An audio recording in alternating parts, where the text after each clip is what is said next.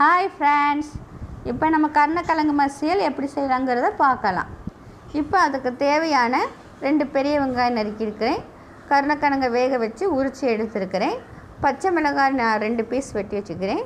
2 பல் பூண்டு நான் ஸ்லைஸாக சீவி வச்சுருக்கிறேன். ஒரு தக்காளி. இது கருணக்கிழங்கு மசியல் நைஸாக செய்கிறதுனால ஒரு தக்காளி தேவைக்கு ஆட் பண்ணால் போதும்.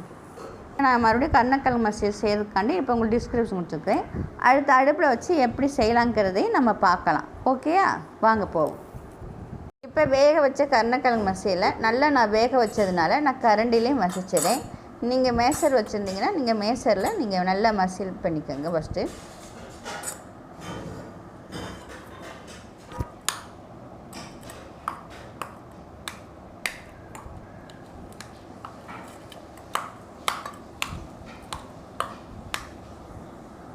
A few moments later. இப்போ பாருங்கள், நல்லா நான் வந்து கரண்டியில் நல்லா மசித்து இப்போ நான் வச்சுட்டேன்.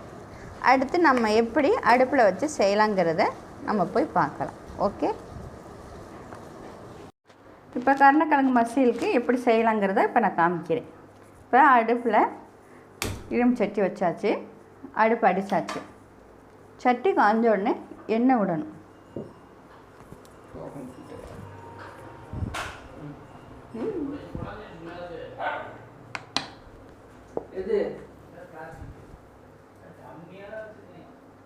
இப்போ சட்டி நல்லா காஞ்சிருச்சு. இப்போ தேவையான அளவு எண்ணெய் ஊற்றிக்கோங்க. நல்லெண்ணெயை இப்போ ஊற்ற வேணாம். நல்லெண்ணெய் வந்து நம்ம இறக்குறதுக்கு முன்னாடி ஊற்றணும்னா அது வாசமும் நல்லா இதாக இருக்கும். ரொம்ப மெல்ட் பண்ணால் அந்த எண்ணெயிலோட பவர் போயிடும். இப்போ நம்ம இது பண்ணி காயிட்டோம். கொஞ்சம் எண்ணெய் அடுப்பை கொஞ்சம் ஸ்லிம்மில் வச்சுக்குவோம்.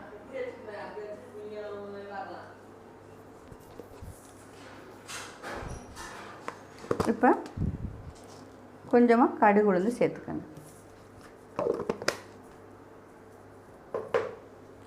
கடுகு உளுந்து நல்லா கொஞ்சம் வெடித்து வரட்டும்.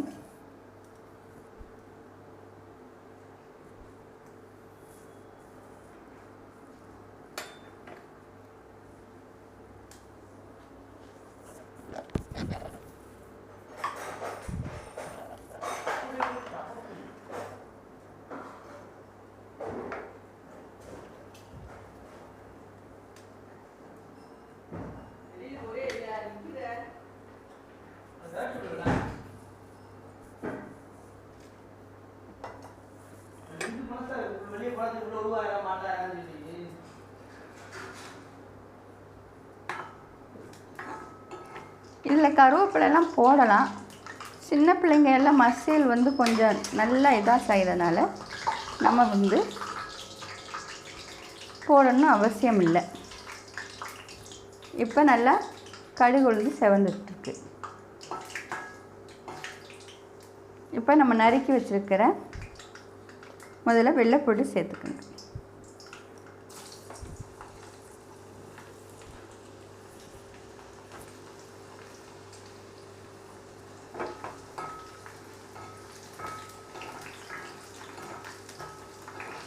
இதில் பாதி பேர் இஞ்சி துருவல் சேர்த்துக்கிடுவாங்க. இஞ்சி உங்களுக்கு பிள்ளைங்களுக்கு பிடிக்கும்னா நீங்கள் இதில் சேர்த்துக்கலாம். இப்போ எங்கள் பிள்ளைங்க இஞ்சி சாப்பிடாதுங்க, அதனால இந்த இதுக்கு நாங்கள் போட மாட்டோம். அடுத்து பச்சை மிளகாய்.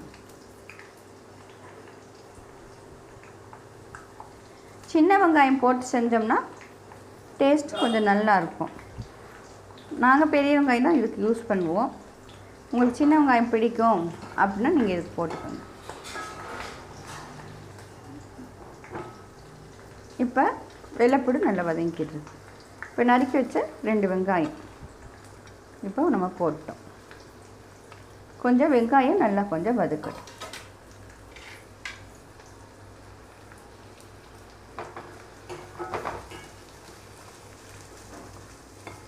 கொஞ்சம் அடுப்பை கொஞ்சம் இது பண்ணிக்கணும்.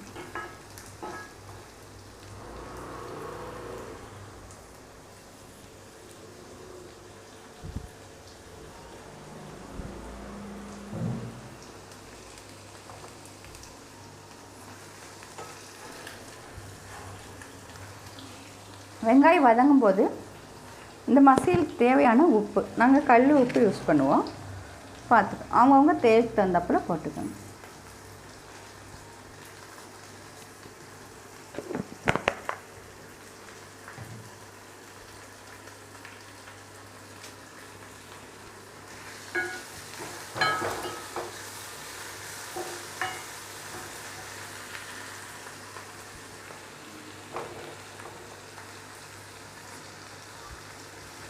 அடுத்து ஒரு தக்காளி,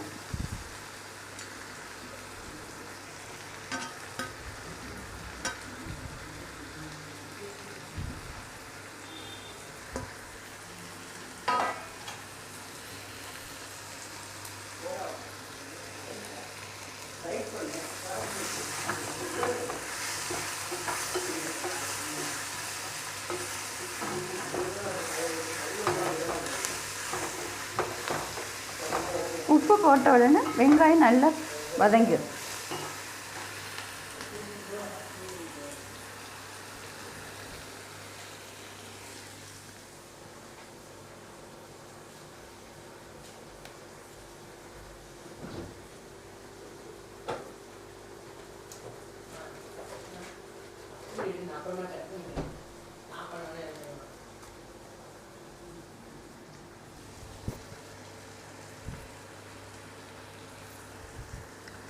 அதோட கொஞ்சம் மஞ்சள் தூள் சேர்த்துக்கங்க.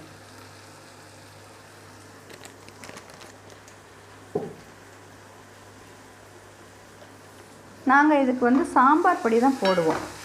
சாம்பார் பொடி அன்றைக்கி யூடியூப்பில் நான் டிஸ்கிரிப்ஷன் கொடுத்துருக்குறேன். அதில் நம்ம எல்லா பொருளும் சேர்த்து நம்ம கலவையாக அரைச்சிருக்கோம். நான் பொரியலுக்கு மேக்ஸிமம் நான் சாம்பார் பொடி தான் யூஸ் பண்ணுவோம். உரப்பு தேவைன்னா தான் மிளகாய்த்தூள் யூஸ் பண்ணிக்குவோம். இப்போ நான் 1.5 ஸ்பூன் போட்டிருக்கிறேன்.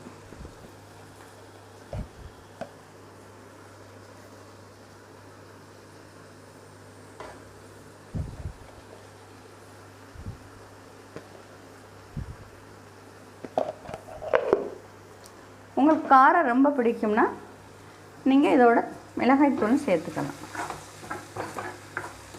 ஏன்னா நான் இதில் பச்சை மிளகாய் எல்லாம் சேர்த்துருக்கிறேன். அதனால் 1.5 ஸ்பூன் போதும். இப்போ நம்ம அன்றைக்கி அரைச்சி வச்சு சாம்பார் பொடி இதில் நம்ம மிக்ஸ் பண்ணி பாருங்கள், இதுவே கலராக இருக்கும். அதுக்கப்புறம் ஒரு நெல்லிக்காய் அளவு கொஞ்சோண்டு புளி எடுத்து கரைச்சி வச்சுருக்கிறேன். அதை இதோடு ஆட் பண்ணிக்கோங்க. புளி எதுக்கு ஊற்றுறோம்னா கருணக்கிழங்கு அரிப்பு சுவை கொடுக்கக்கூடியது, அரிப்புத்தன்மை. ஆனால் உடம்புக்கு நல்லது. இப்போ நம்ம கருணக்கிழங்கு வாங்கி 1 வாரம் கழித்து செஞ்சோம்னாலும் ஒரு சில கிழங்கோட வாழ்க்கு அரிப்பு வரும். நம்ம புளி சேர்க்கறதுனால அந்த அரிப்புத்தன்மையை எடுத்து விட்டுரும். இன்னொன்று சுவையும் கொஞ்சம் கூடுதலாக கிடைக்கும். இது நம்ம வயிற்றுக்குனா நல்லது.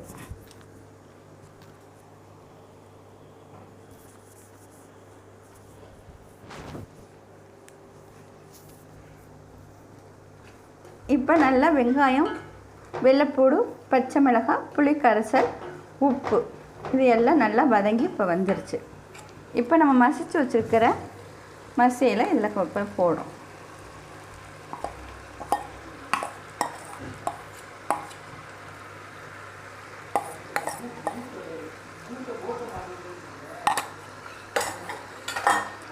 அடுப்பை கொஞ்சம் ஸ்லோ பண்ணிக்கோங்க. இது நல்லா மிக்ஸ் பண்ணிக்கோங்க ரெண்டு.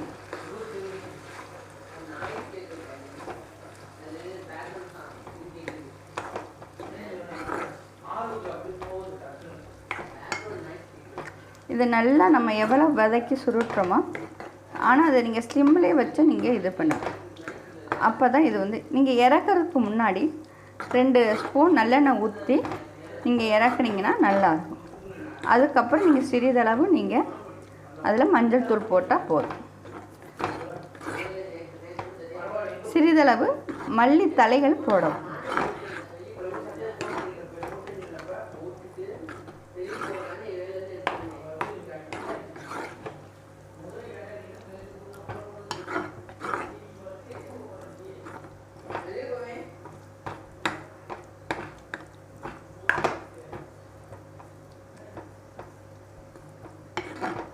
கொஞ்சம் தண்ணி வேணும்னா நீங்கள் சேர்த்துக்கலாம்.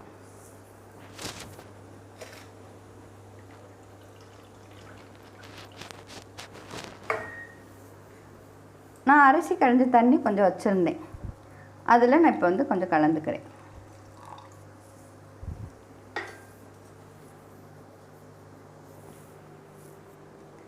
இப்போ இது நல்லா வதங்கினதுக்கப்புறம் எப்படி வந்திருக்குங்கிறத உங்களுக்கு காமிக்கிறேன். இப்போ 15 மினிட்ஸ் கழித்து பாருங்கள், மசில் நல்லா வதங்கிடுச்சு.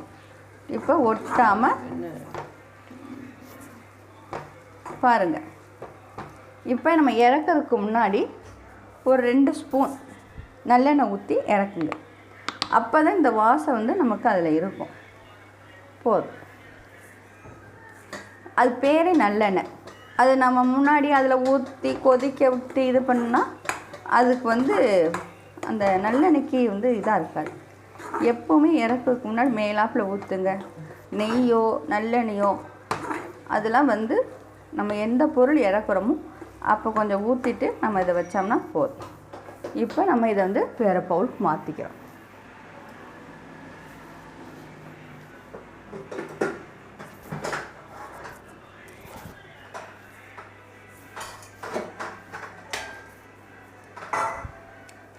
இப்போ இறக்கிறதுக்கு முன்னாடி சிறுசாக வெட்டி வச்ச கொஞ்சம் மல்லித்தலைகள் போட்டுக்கோங்க. அதை கொஞ்சம் நல்லா வதக்கிக்கணும்.